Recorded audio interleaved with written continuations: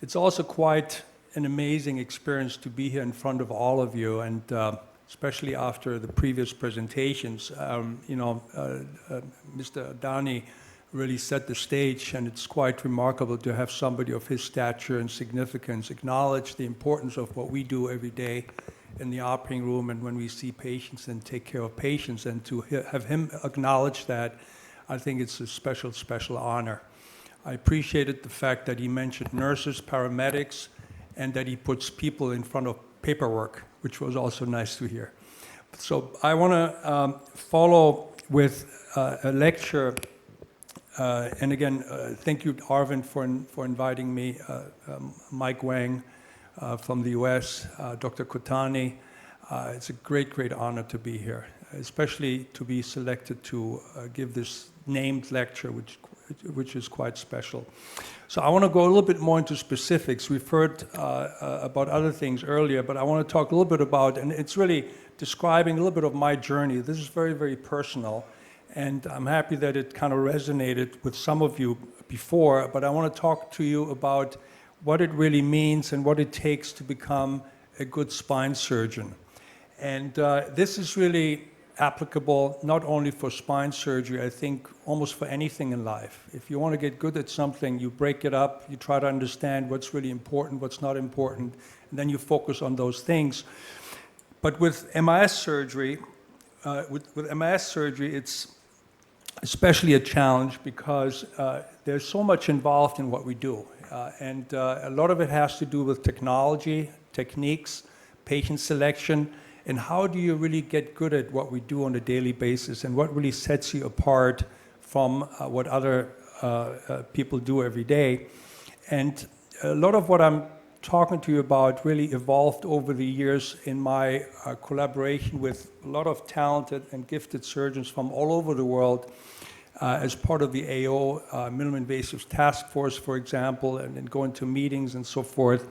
And what it came up down to was really the 6 T's to success in minimally invasive spine surgery. And what that really pertains to is target, which is really patient selection. And so the right patient, the right operation, and sometimes it may be better not to operate, right? We all know that. But if you decide to do an operation, how do you pick the right operation for the right patient? Then the second T is tools and technology. That's the fun stuff. If you walk across the hallway, you look at what the industry has to offer, you look at the microscopes, the cages, the screws, that's the fun stuff. But it's very important, of course, to understand, what's really suitable for what type of operation.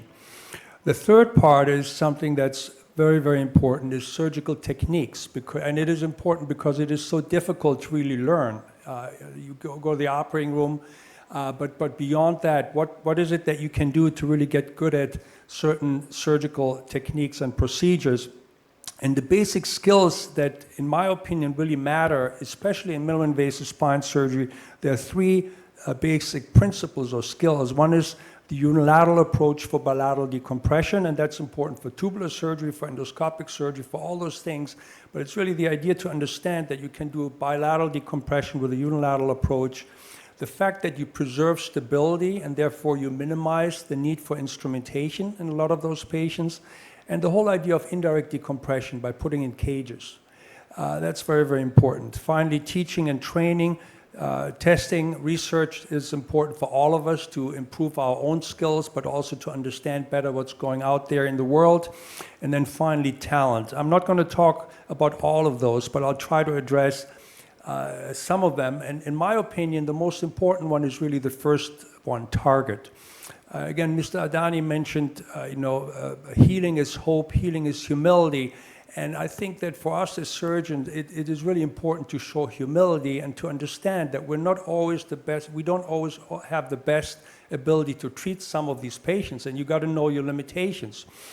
You also got to know when you're making a wrong decision. So this is a patient, this is an example of a patient I saw a few years ago, a very wealthy lady who came from Europe, who had surgery done for neurogenic claudication. She had essentially neurogenic claudication, and you look at these films, they did a beautiful fusion, tiny little incisions, they put 2 cages in there, they put some cement in there, I don't know why, But the patient came to me and she had exactly the same symptoms that she had before surgery. And this is about a year after surgery. So we got an MRI scan, and the MRI scan showed that she had lumbar spinal stenosis. No back pain, just neurogenic claudication. And now she had adjacent level stenosis as well because she had a fusion done. So we did a tubular decompression and she did very well. But for me, this was really almost like a wake-up call because this was probably the least invasive fusion surgery that I had seen, but it was done for the wrong reason in the wrong patient, and all she needed was a decompression.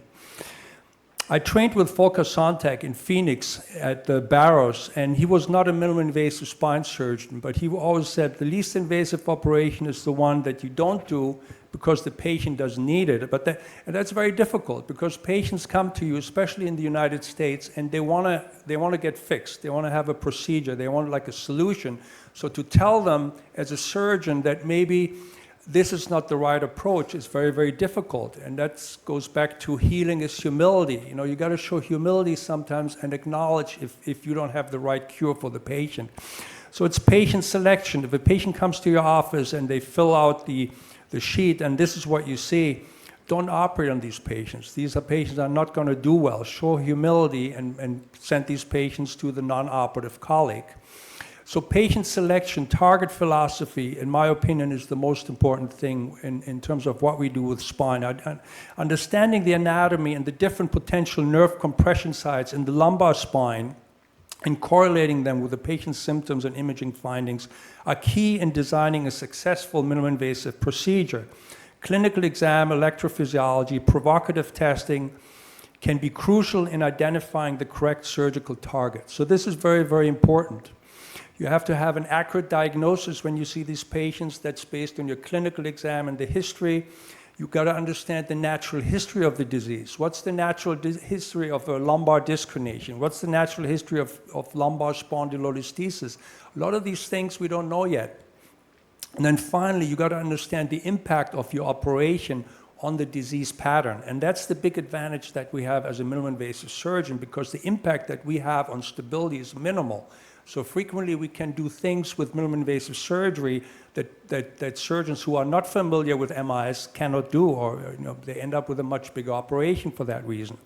If you put those three together, hopefully you'll come up with the best minimally invasive solution for this patient.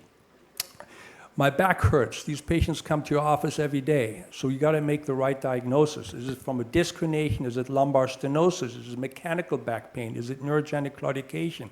Is it something else? Is it from the hip? Is it from the facet joints? So these are all things that are very, very difficult to teach, but so important for us to understand. This is one of the most common examples. Grade 1 spondylolisthesis with lumbar spinal stenosis. The classic teaching told us open laminectomy and fusion. Well, if this patient comes in and all they have is neurogenic claudication and then do not have mechanical back pain, I think we can treat these patients very successfully with a minimally invasive decompression. Minimally invasive because if you do an open laminectomy, you destabilize the spine and then you have to do a fusion. So that's a great example for where the impact of the operation makes a huge difference. If you know how to do an MIS decompression, then you can treat these patients without a fusion, and this is what we did in this particular case. For me, it is important the whole decision-making process really depends on working with colleagues, and we started in New York as part of a collaboration with a hospital and with Cornell and Columbia Spine Surgery. We started a spine center downtown where we have all these specialties work together. And for me personally, as a surgeon, this is incredibly helpful in making decisions, in making the right decisions. So I'm not necessarily forced to offer patients surgery because I don't have any alternatives available.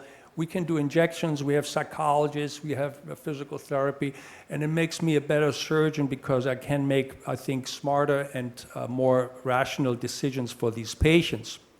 So the second T is tools and technology, and this is the fun stuff, of course. Tools and technologies, navigation, robotics, microscope, tubes, endoscopy, lateral expandable cages. Where are we with all those? And what are really what's the impact of all these technologies in what we do as spine surgeons. I want to address a few of those that have made an impact in my practice. I know that there are many more, and I'm sure you've had the same experiences. Navigation, in my opinion, is incredibly important, and it is important to understand that navigation entails not only freehand navigation, but augmented reality, virtual reality, robotics, freehand navigation, all those things. If we want to be successful as surgeons, I think we have to look at all of those things together, not just as robotic surgery. It's really a continuum of technologies that work very, very well together if you know when to use them. I use freehand navigation for most of my pedicle screws because I like to palpate and confirm the accuracy, so I don't use robotics a lot. But I think robotics are going to get there at some point, especially if you have Da Vinci type robotics that you can use in the spine, which is already happening now. But for freehand navigation and for pedicle screws, I use just regular navigation. We've published the results of single-step navigation technology, so where you navigate just one instrument rather than 3 or 4, and the accuracy was very high. I'm very excited about augmented reality. However, I think augmented reality, again, is much more than just putting in pedicle screws. I think the real advantage of augmented reality comes when you use it to improve the workflow. For augmented reality, you have the different options of integrating augmented reality into your practice. You can wear the goggles, which is great when you put in screws. I was more interested in really integrating augmented reality into the microscope, where it helps me throughout the workflow of a particular operation. So not only to put in the screws in the beginning, but then also to do the decompression, the placement of the cage, and so forth. So we've been working with a company to integrate augmented reality into the microscopic view. You can do the same with the exoscope, of course. And what becomes obvious then is there are different types of navigation. There's one type of navigation where, and that's usually freehand or robotic navigation, where it's all about accuracy because you're putting in pedicle screws in the cervical, thoracic, lumbar spine. So accuracy is so important, of course, with that type of navigation. But then there's also navigation that's really more for the workflow. That's more like orientation rather than navigation, where it could be off 1 millimeter, 2 millimeters, doesn't really matter, but it gives you surgical landmarks throughout an operation, and it helps you do an operation faster and more effectively. And I want to give you an example. A TLIF operation is a great example where you're using landmarks, fixed anatomic landmarks, to guide yourself throughout the operation from A to B to C to help you do this operation accurately. So the landmarks are obviously the lamina, the pars, and you can see that here in this model, the pedicles, the disc space. So all these are landmarks, and depending, everybody has a different workflow, but I have a very, very fixed workflow. So what we did was, and I do this part, I put in the screws, and then the facetectomy I do under the microscope, and I had my fellows indicate those landmarks with augmented reality in the microscope. We published that, we did this in patients, and this is just an example now in a model where we're marking the 4 pedicles. You can see the 4 pedicles. We're looking at the skin. We're marking the facet joint there in blue, the disc space in blue, and then the docking point for the retractor and the drilling point in yellow, which is the inframedial edge of the ipsilateral lamina. We're starting to dilate. We're aiming for the yellow spot, which is where we want to hit the first dilator, and then put in the tubular retractor, and we're looking at the facet joint now on the left side. And now we're connecting dots. We're going from yellow to green to remove the inferior articulating process. In blue, the facet joint. Next, you want to see where the pedicle is. You want to identify where the disc space is. So anyway, I hope you get the point here, but the idea is really to integrate surgical landmarks into your microscope while you're doing the operation, so there's no guessing. You don't have to get fluoroscopy, you don't have to wear lead, you don't have to call the x-ray guy. You know everything exactly where it is in terms of anatomical landmarks. It does not have to be millimeter accurate. This is really just to enhance your workflow and then find the right trajectory for the cage and so forth. We've done that in models. We did this with residents, with Claudius Tomei from Innsbruck. We did a study together where we had 12 residents do the MIS TLIF procedure in models with and without augmented reality. And with augmented reality, everybody said that it was much, much easier. There was less cognitive load, less mental demand, better performance. Next, I want to say a few words about expandable cages. I'm a big fan of expandable cages in the lumbar and in the cervical spine as well. We published if there are different types of expandable cages, some that expand in height, the yellow cage here, or the blue one that expands in lordosis also. If you use the blue one instead of the yellow one, you can see that there's a significant increase in segmental lordosis with MIS TLIF surgery. And I find that very important because one of the criticisms, true criticisms of MIS TLIF, of course, is that you have a hard time restoring lordosis. But you can overcome that with some of these new cages. I want to say a few words about techniques. Again, the principles of MIS surgery are the idea that you can get a contralateral direct decompression with a unilateral approach. And that's true for open surgery, you can do that, but certainly also for tubular surgery, endoscopic surgery.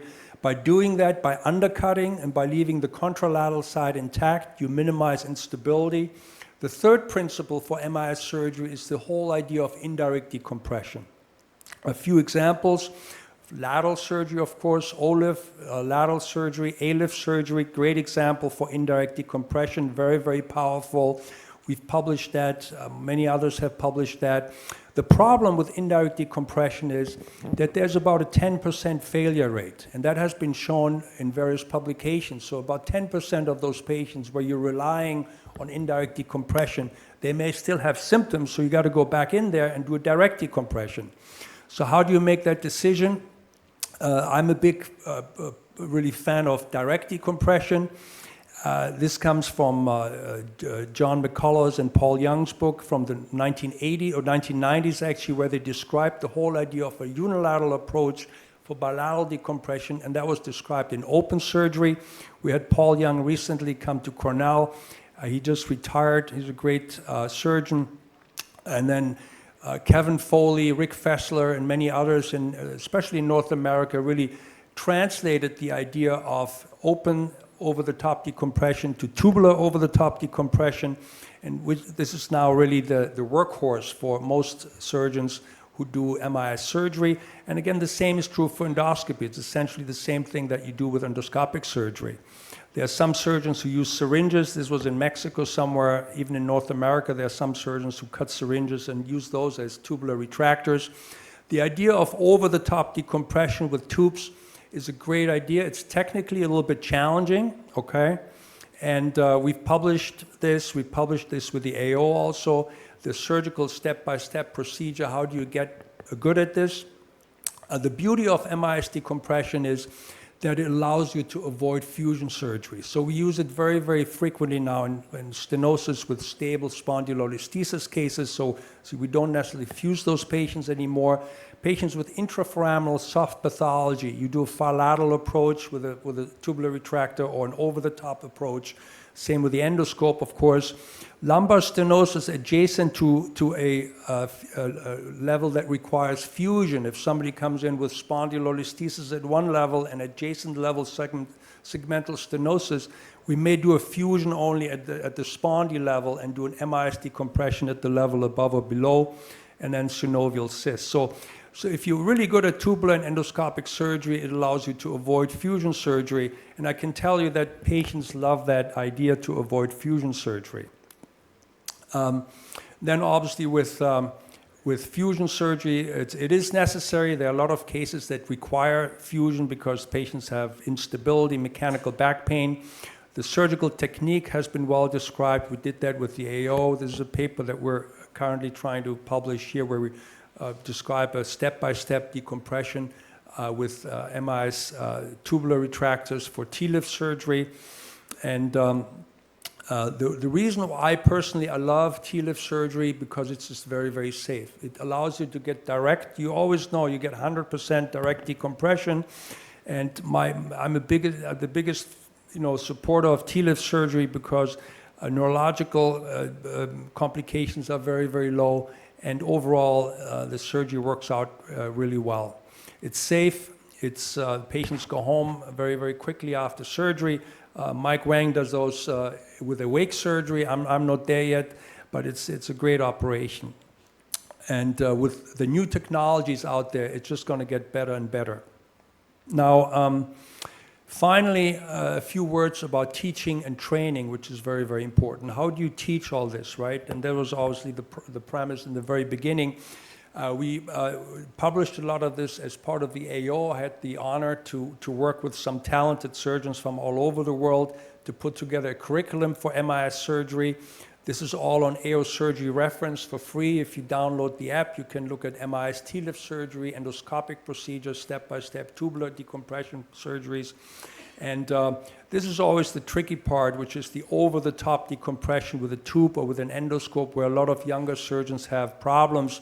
You can train this in models. We did this with Kevin Foley and with others. We did this in these real spine models, and we published it. If you do this if you have residents do this 3 times in a model, they get better at it. They get faster. There are less CSF leaks, and the surgical skill level improves. So you can do this almost in the office. You don't need an operating room. You just need surgical tools, and there's even bleeding built into these models. I don't know if you have these models here at this course. And you could see here that the surgical skill level increases when you do it 3 times in these models. And then the same with augmented reality. You can show not only is it using the models, but then if you integrate augmented reality into your surgical flow, that even gets you at a higher level than as a trainee. So in summary, I was trying to kind of tell you what I think what are the important factors that make you a successful and a safe and effective minimally invasive spine surgeon. Again, I think the most important thing is really the target, is the patient selection. And you got to understand when you can offer patients an option. You got to have the humility to say sometimes, well, maybe surgery is not the best option, or maybe there's another surgeon somewhere else who does this better, and maybe that surgeon should do the operation. So it's very, very difficult. Tools and technology is the fun stuff. That's easy. Surgical techniques is the challenge, but I think with models, with surgical simulation, augmented reality, virtual reality, it's going to be easier to overcome some of those challenges.